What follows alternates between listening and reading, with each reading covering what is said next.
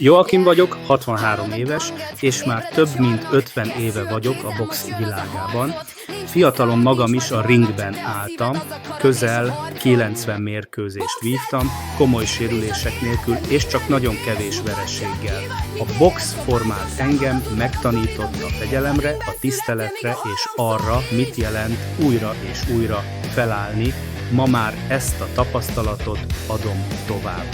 Gyerekeket, fiatalokat és felnőtteket edzek. Célom nem csak az, hogy ökölvívókat neveljek, hanem hogy az embereket megerősítsem, testben és lélekben egyaránt. A különbség tapasztalat. Edzői engedélyt bárki szerezhet, de az igazi tapasztalat csak a ringben születik, hosszú évek edzéseiben, győzelmekben és azokban a ritka vereségekben, amelyek alázatra tanítanak. Ezt a tudást nem lehet könyvből vagy tanfolyamon megszerezni, csak megélt gyakorlattal.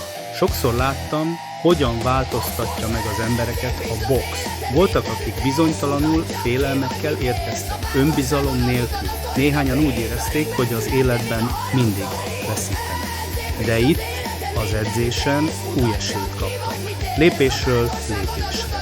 A bizonytalanságból bátorságra. A félelemből erő.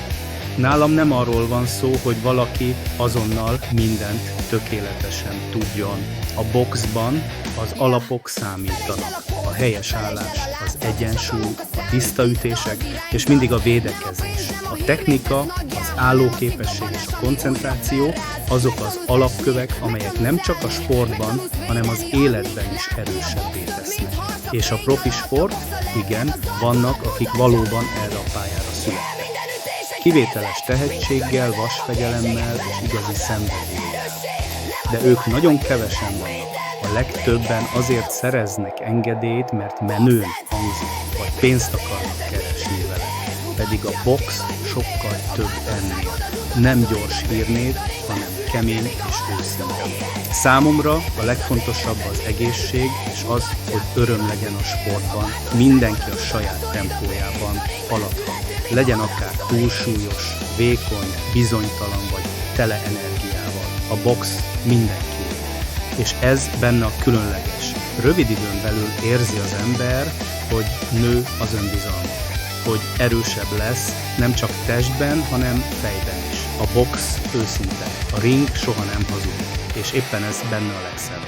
Ezért mondom, gyere el, tedd meg az első lépést. Fedezd fel, milyen erős vagy valójában.